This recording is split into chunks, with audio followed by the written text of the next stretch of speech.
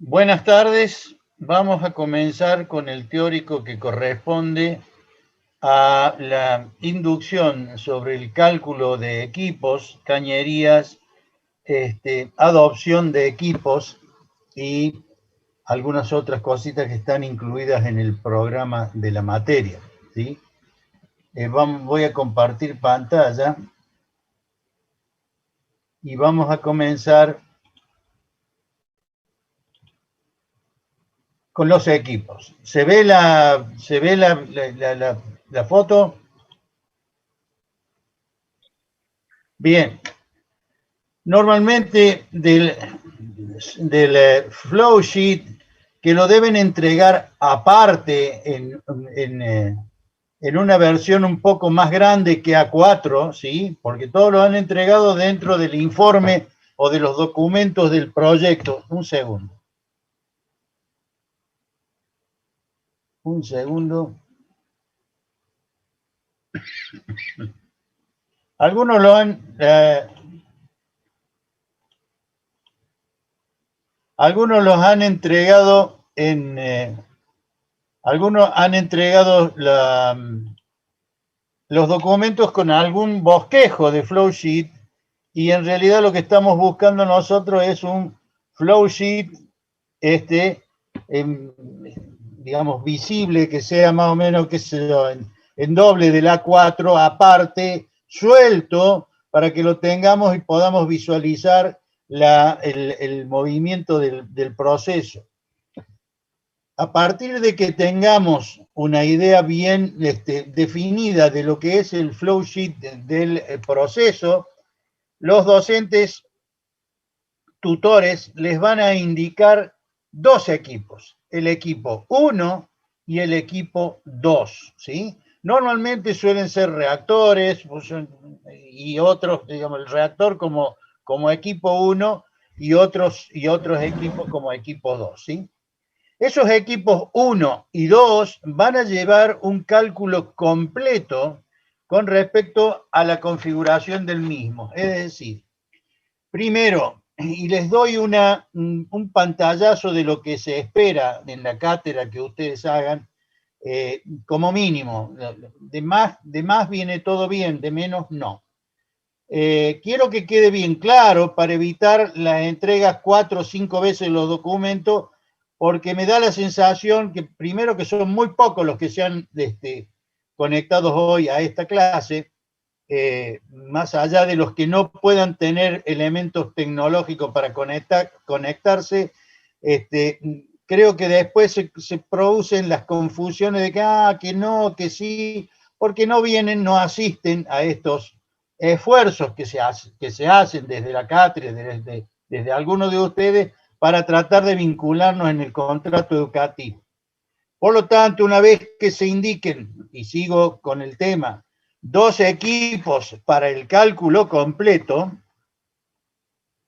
evidentemente la primera parte del documento, y vuelvo a repetir y se los dije 15 veces, no comiencen en este capítulo, en este cálculo, no, es en este documento. Lo que ustedes entregan son documentos. Entonces, en el documento del equipo 1 dirán, supongo, en este documento vamos a calcular el equipo 1, que es un reactor. Entonces, describen brevemente para qué lo van a usar. En el reactor se produce una reacción de primer orden, bla, bla, bla, etcétera, etcétera, etcétera. Y después van a hacer uso del criterio de la adopción del equipo. O sea, es un reactor de flujo pistón, es un reactor CCTR, es un reactor XY, lo que sea, pero necesitamos que ustedes decidan y nos digan por qué decidieron, mejor dicho, de acuerdo a un criterio de adopción. Nos gustó porque es continuo, nos gustó porque precisa menos presión y menos temperatura, etcétera, etcétera. Y al lado de esa breve descripción del criterio que ustedes usan para adoptar el equipo, van a hacer un pequeño croquis con los balances de masa y energía de las corrientes que entran y salen a ese equipo. Luego de acordar con ustedes en la corrección que el criterio de adopción ha sido el mejor que podían haber tomado, empezamos con un diseño químico donde se evalúan las variables químicas de cálculo a través de que MATCAD, de lo que tengan a mano como usuarios de computación para el cálculo, ¿sí?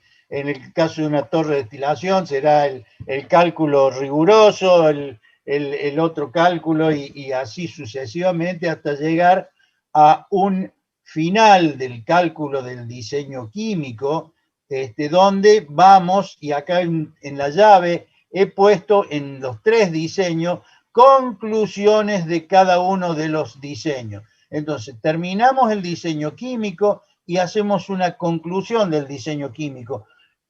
Aparte de lo que puede ser una tabla donde pongan las principales variables de cálculo del equipo, en un párrafo van a decir, creemos que el equipo en su diseño químico está integralmente desarrollado y no tienen ninguna duda de que va a funcionar.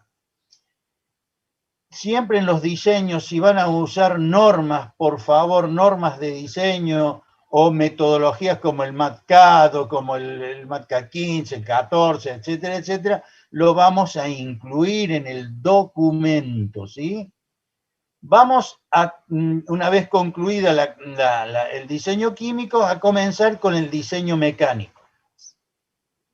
En el diseño mecánico, ustedes de entrada, o sea, en el primer párrafo deben incluir que este diseño mecánico de este equipo es conforme a la norma ANSI B311, a la STM 400, a lo que, pero sí o sí los diseños mecánicos deben llevar una normativa, se van a regir por una normativa, ya sea ASTM, ANSI, lo que sea, pero necesitamos que pongan las normas. No porque ponen la norma y después calculan el espesor por otra y calculan la tensión, la resistencia del material por otra norma. Usen una sola.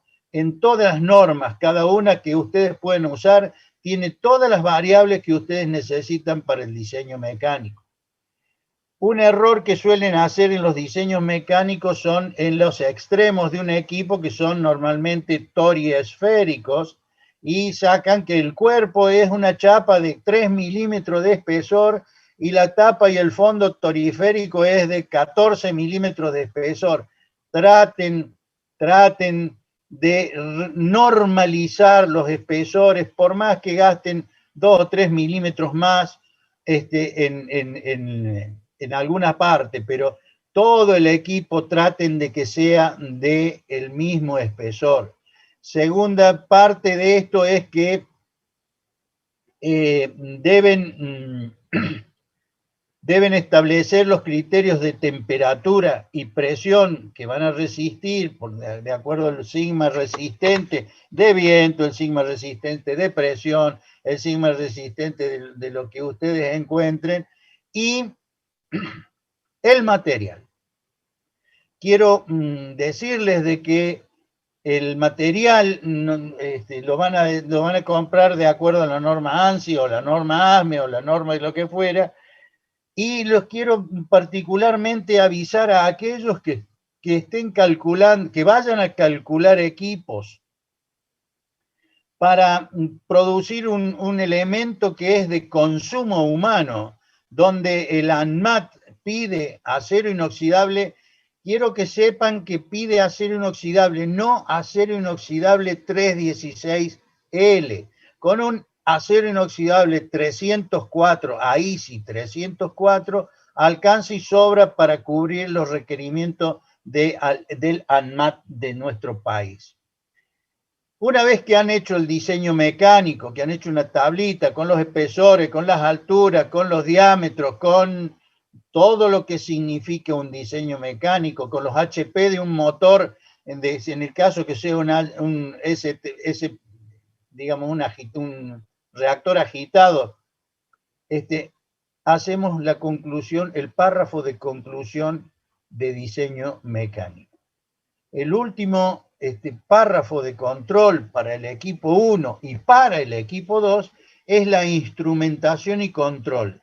Instrumentación y control que debe llevar la ecuación de transferencia de manera tal que yo pueda tener también una conclusión del control con respecto a control de presión, a control de temperatura, a control de nivel, a control de tiempos, etcétera, etcétera. Ustedes dispondrán, de acuerdo al tipo de equipo que han calculado, qué tipo de control y con qué contrastan el control del reactor o la torre o lo que fuere. Quiero que alguien me diga si está claro o si le queda alguna duda a alguien para no tener que corregir 15 veces los documentos que envían. Profe, a mí me quedó un poco de duda eso del contraste. No entendí bien. ¿Qué contraste? Lo Sí, de que dijo del equipo de control, el es decir, contraste. ustedes van a tener, el sistema de control contrasta contra si el presóstato dice que va a saltar a los 5 HP, a las 5 megapascales, ¿sí? El contraste es en los 5 megapascales, o sea, vamos a contrastar contra el valor de control, ¿sí? Quizás no lo dije en forma afortunada, Maico, pero digamos, es lo que el valor que nosotros estamos usando para controlar. ¿Está claro? Sí, profe, ahora sí. ¿Alguien tiene alguna duda de lo que vengo diciendo hasta aquí? Creo que no, profe. Está claro ahora. Bien, Agustín. Como ustedes verán, abajo de esta primera pizarra yo puse normas y materiales. Siempre que ustedes describan algo que han calculado o algo que van a utilizar, van a comprar por norma, van a establecer qué materiales. Las normas primero porque un equipo normalizado, si bien es cierto, puede costar unos centavos más, es un equipo de fácil reposición, de fácil reparación y de un control y una garantía de calidad bastante ajustado para lo que podamos hacer nosotros en una planta de procesos química. ¿Sí? Bien, vamos a seguir con la otra parte que es la parte de cañerías y accesorios. Noten que en esta foto les pongo que otra vez normas y materiales, ¿sí? Van a usar un gráfico una tabla de esta naturaleza, ¿sí? Donde acá yo les pongo lo mínimo, ustedes pueden agregar lo que quieren agregar, donde tenemos, aquí yo marqué una corriente F1, que son las corrientes del proceso. No hablo de las corrientes de los servicios auxiliares de vapor, de aire comprimido, de agua de enfriamiento, de agua de calentamiento. Solo las corrientes que pertenecen al proceso principal. Entonces, acá tengo corriente F1, el caudal, la cañería, porque esto es cañería, diámetro interno, diámetro externo. No me pongan pulgadas porque lo quemo al documento. El material, la presión, la temperatura, el fluido, la aislación y los ensayos no destructivos. O sea, ensayos no destructivos son los ensayos de acuerdo a las normas de cañería que significan lo que se llama la radiografía de la soldadura, la tinta penetrante de la soldadura para ver fisuras o las pruebas de presión y la prueba de estanqueidad de las cañerías. Es decir, esta es una tabla típica, ¿sí? No es la única, de lo que normalmente se espera que ustedes diseñen para las distintas corrientes del proceso. Caudal, diámetro interno, externo, material, presión, temperatura, fluido, si es gas, si es líquido, aislación, si lleva, si no lleva, y los ensayos no destructivos. En cuanto a la aislación, también se toma desde las normas que ustedes usaron para el cálculo de los diámetros interiores y exteriores y de la cañería en general. Esa aislación se calcula de acuerdo a normas. Acá solamente ponemos sí o no, aislado sí o aislado no, y en un párrafo del documento de cañerías y accesorios vamos a poner cómo es la fórmula del cálculo de la aislación y más o menos, si ponemos aquí la F1 va aislada porque la temperatura es muy elevada, vamos a poner sí y tantos milímetros de espesor de aislación. Otra de las cosas que no tienen que perder de vista son las normas de seguridad, en el cálculo de equipos y cañerías. Las normas de seguridad dicen que ninguna cañería o equipo puede irradiar una temperatura de pared mayor de 40 grados. A partir de los 40 grados, casi todas las normas dicen que hay que aislar. O sea, para evitar, nosotros tenemos una temperatura de exterior de 36 grados, cuando tocamos 40 sentimos un poquito de calor, pero cuando tocamos 45, 50, nos quemamos. Entonces, a partir de los 40, 40 grados centígrados, casi todas las normas hablan de que hay que aislar los equipos. Con respecto a los soportes de equipos, ¿sí? Bien, acá hay una confusión que generalmente logra el fracaso del documento. ¿Cuál es? Que ustedes hablan una monografía sobre soporte de cañería. No queremos una monografía de soporte de cañería.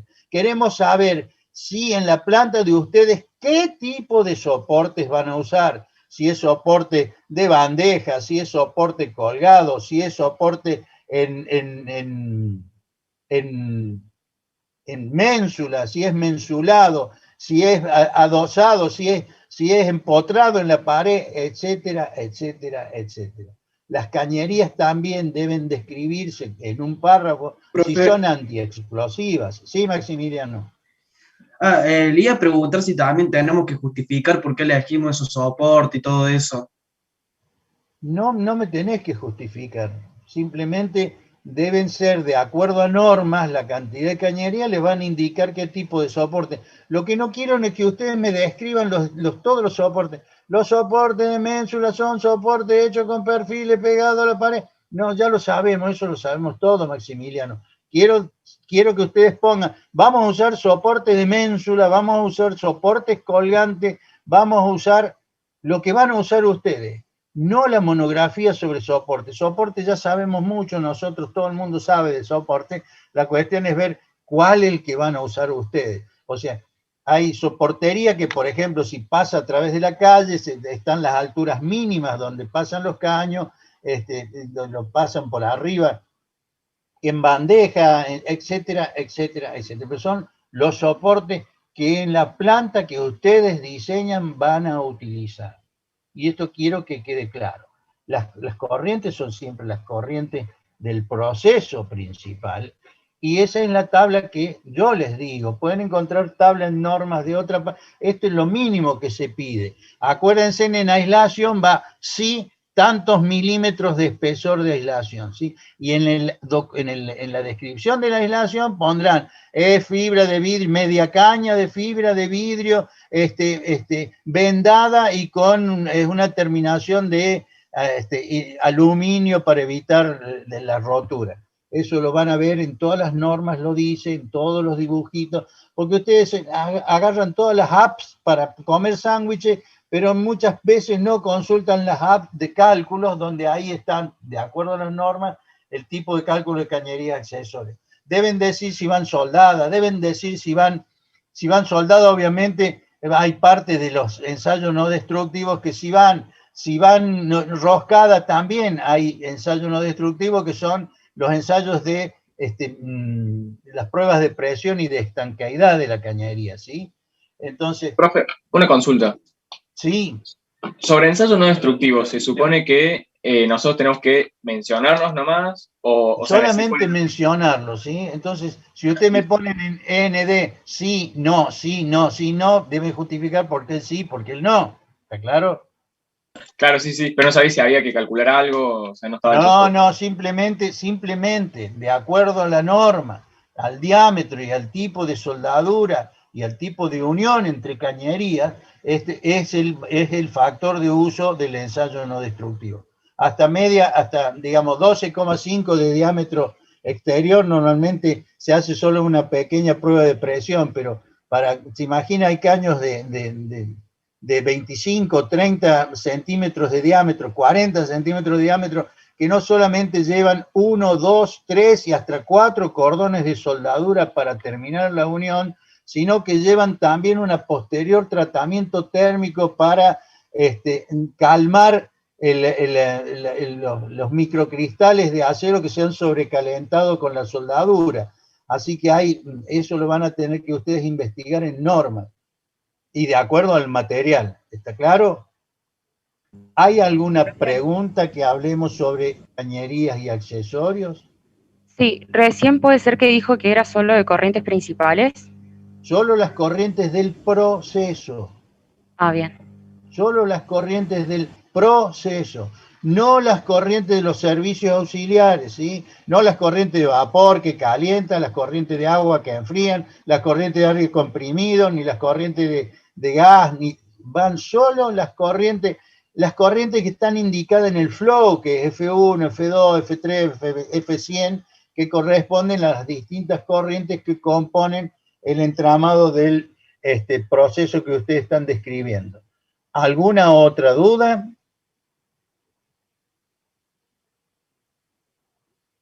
No, profe, creo que no. Bien, vamos a continuar con lo que les toca como de cálculo, es el tema que se llama adopción de equipos. Los cálculos que ustedes hicieron en el equipo 1 y equipo 2, que estuvo, creo, bastante claro qué es lo que se pide de ustedes en el cálculo de equipo 1 y 2, que sería un cálculo completo de esos dos equipos. El resto de los equipos, incluyendo los equipos auxiliares, como el caso de enfriadores de agua, calderas, compresores, sopladores, etcétera, etcétera, bombas, forman parte de una adopción de equipos. Ustedes ya tienen una idea de los caudales de bomba, tienen una idea del salto térmico de una torre de enfriamiento, tienen una idea de la presión y caudal de vapor que necesitan en la planta. Entonces lo que vamos a hacer es una adopción de equipo. La adopción de equipo que se pide es simplemente un equipo, una página, ¿sí? Es decir, un sistema del tipo datasheet. Es decir, si ustedes buscan en internet datasheet, la descripción de todos los equipos, donde, por ejemplo, en Estados Unidos el intercambiador es HX, o sea, Heat Exchanger. Entonces, HX1, intercambiador 1, título, o sea, como título en el datasheet. Y a partir de ahí ponen material, el largo, que es de tubo y carcasa, que se abre de una punta y no de las dos, o se abre de las dos, los cabezales, etc. El salto térmico. No se pide que lo calculen, por Dios, simplemente cuáles que van a adoptar ustedes, y es como si es como una hoja para ir al supermercado. Esa hoja datasheet se lo doy a cualquier nabo de la empresa y se va a la fábrica de intercambiadores de calor, y quien le recibe ese datasheet le puede presupuestar el equipo. ¿Por qué? Porque sale el salto térmico, salen los metros cuadrados de intercambio calórico, sale el tipo de material, salen los caudales, sale el material, listo, con eso alcanza para que le hagan un presupuesto. Entonces, todos los equipos deben tener una página. No queremos que nos describan para qué corno sirven los equipos, simplemente decir, intercambiadores de calor, HX1, HX2, HX3, HX100, pero un equipo, un datasheet o una página, ¿sí? Es decir, hacen un pequeño grafiquito de lo que es el equipo como para adornar el datasheet, pero es un equipo, una página. Quiero que quede claro. A ver, alguien que me diga, no entendí, no, yo lo quiero hacer en 2 páginas. No, es un equipo por página, con las principales dimensiones mecánicas y las principales funciones químicas y de temperatura, de presión, etcétera, etcétera. Y eso alguien de la empresa va al cadete y va y compra un intercambiador de calor porque todo lo que necesita el vendedor para cotizar está en el datasheet. ¿Está claro eso? Sí, profe, tengo una consulta. Sí. Por ejemplo, un intercambiador, como decía usted, de que decimos, bueno, tiene tanta cantidad de metros cuadrados de área, de superficie Sí. para intercambio. No hace falta entonces justificar esa área de superficie, sino que nosotros calcularemos de alguna forma esa área de superficie. No hace falta que le digamos cómo lo calculamos, nada de eso. O sea, decimos, No, porque si vos te fijás más o menos y buscás en internet, y no buscamos, y disculpen la broma, no buscamos milanesa ni lomito, hay en muchas páginas donde más o menos, de acuerdo al caudal y el salto térmico, les da una aproximación de metros cuadrados de intercambio, ¿sí? O sea, hay una correspondencia entre caudal, temperatura y metros cuadrados. Con eso les va a resultar mucho más fácil. Es decir, si el caudal del intercambiador son 20.000 litros por segundo, y no me lo ponga de 1 metro cuadrado porque no calienta nada, ¿sí? Ah, listo, claro. No sabía si había que hacer un cálculo rápido, tipo, por lo menos No, porque si no, terminamos calculando todos los equipos, ¿sí? ¿Hay alguna otra pregunta sobre adopción de equipos?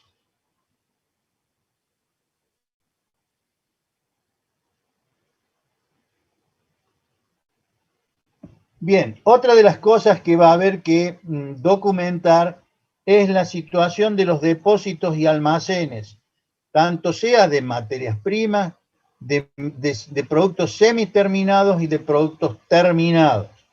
Los depósitos y almacenes normalmente suelen ser un incordio para las industrias químicas porque suelen acumularse en tanques cantidades importantes de sustancias químicas que son malas para el medio ambiente, que son peligrosas para el ser humano, con lo cual deben darle un viso de higiene y seguridad para el cálculo. No, el cálculo es fácil, o sea, ustedes necesitan 20.000 litros de agua y usarán un tanque de 22.000 litros, ¿sí? O sea, un 10% más.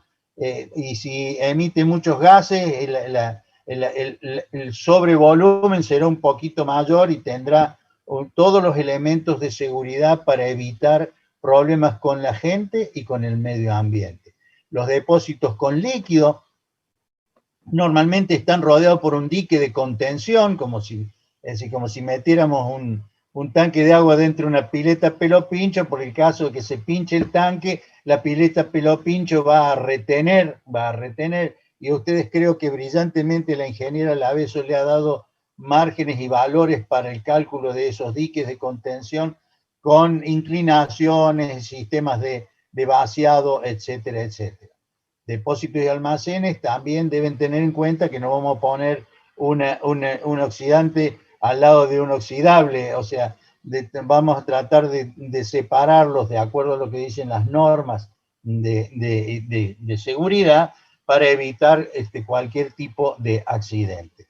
Con respecto a los almacenes, es decir, los almacenes, estamos hablando de almacenes de algunas materias primas que van en pallets o bolsas donde estamos envasando y enviando a los clientes nuestro producto, ¿sí? Dentro de depósitos y almacenes, al final del documento depósitos y almacenes, vamos a poner un pequeño cuadro de potencia eléctrica consumida por la planta, ¿sí? En donde vamos a tomar, vamos a tomar las potencias que consumen los principales equipos. O sea, si tenemos 10 bombas, es una bomba por 10, tantos kilovatios por hora. Si tenemos un compresor, tantos kilovatios por hora. Si tenemos un calentador eléctrico, tantos kilovatios por hora. Y sacamos nosotros un consumo de potencia. Sí. Disculpe, se me cortó, o sea, se escuchó un poco cortado. ¿Podría repetir lo que había dicho del cuadro de potencial eléctrica?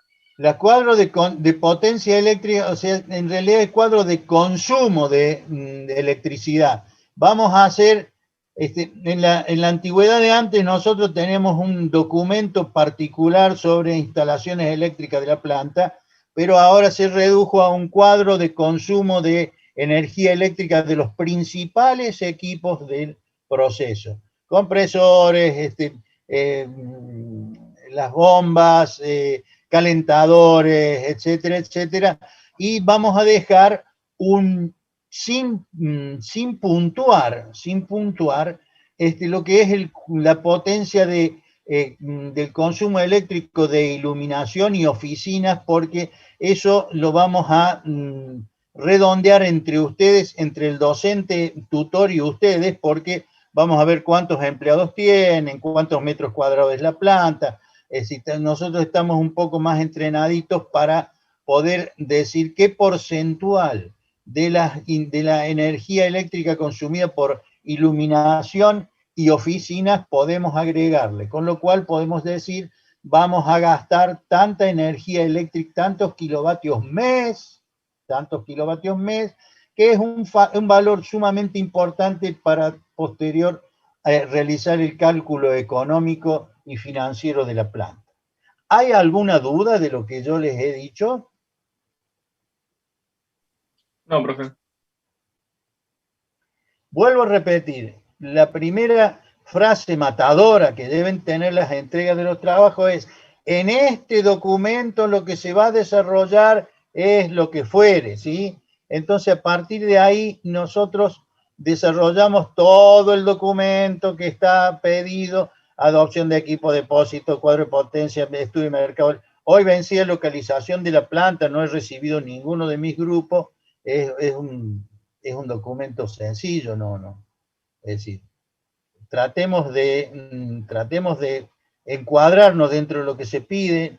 Cuando en el principio del dictado de esta cátedra, por esta metodología Zoom, les dije, pónganle pila porque el tiempo nos atropella, así que estamos recién hoy en la entrega de la localización de la planta, ¿sí? Estamos en la entrega de localización de la planta, todavía luchando sobre el estudio de mercado, donde quiero que sean claros, no me puede poner alguien 0,15 millones, miles, 0,15 millones de toneladas métricas, 0,5 millones de toneladas. No. Tratemos de ser coherentes con las magnitudes que se usan, y particularmente ese es un error porque no lo leen, ustedes lo imprimen, ni siquiera revisan, le hacen una revisión ortográfica, nada, o sea, lean, no puede ser que alguien me diga que es 0,15 millones de toneladas métricas. No, a mí, yo me pongo con la calculadora y lo saco, pero recuerden que estos documentos de proyectos, ¿sí? Estos documentos de proyecto, la mayoría de las veces son auditados por una mesa técnica donde avala lo que ustedes pongan, y esto estoy hablando ya en la vida profesional, cuando trabajen, sino que básicamente van a terminar siendo vistos por auditores del banco, y los auditores del banco no tienen la más pálida idea, salvo, claro, conocen cantidades, magnitudes. Entonces pongámosles magnitudes que entiendan, que comprendan, que no haga falta hacer cálculos con una computadora complicada para saber cuántos kilos son. Lo mismo, desde ya quiero, cuando se habla de cálculos de equipo en el aspecto industrial, ustedes pueden hacer el cálculo usando caudales molares, ¿sí? No me importa que usen caudales molares porque posiblemente les cierre un poco más, pero al final del cálculo de los equipos, hablemos de caudales en metros cúbicos hora, en kilos hora, en lo tangible en la industria. Es muy bonito los moles, las fracciones molares o la cantidad equimolar, pero en la calle, en la yeca son kilos hora, metros cúbicos hora, y no kilomoles, ni gramos moles, ni lo que fuere, ¿sí? Ustedes lo pueden, reitero, no les estoy coartando la posibilidad de hacer un cálculo molar, lo pueden hacer, pero por favor, pongan un caudal como la gente de la calle, que es en kilos hora, en metros cúbicos hora, etcétera, etcétera, etcétera. Vuelvo a repetir, nosotros estamos usando solamente el CIMELA, el sistema métrico argentino, que es el que va, que son los pascales, no las atmósferas, es la temperatura en grados centígrados y todos los demás que está indicado en lo que es CIMELA. Acepto preguntas. Nosotros tenemos preguntas, pero son más para la clase de consulta con usted. Perfecto, yo voy a cerrar la clase de hoy y a las 19:30, o sea, a las 7:30 de la tarde, yo voy a estar recibiendo las consultas de mis grupos y para cerrar la clase de hoy. La semana que viene,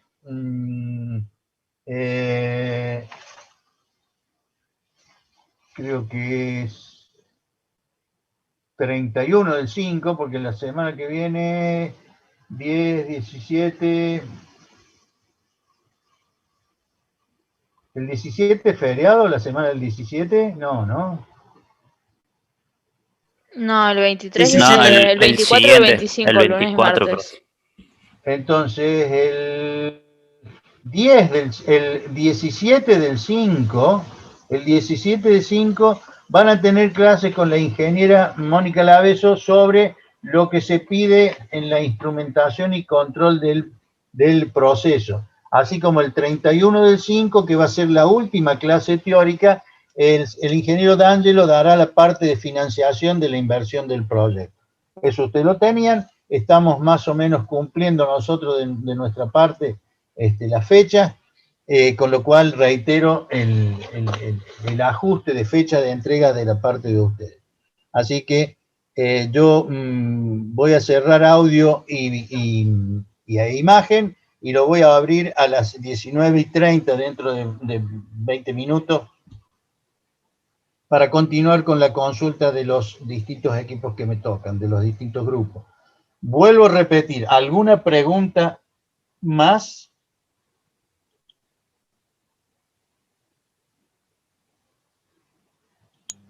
No, profe, con respecto a esto no. Perfecto, chicos, nos vemos, Chao, nos vemos. mis grupos a las 19:30. Nos vemos, hasta luego.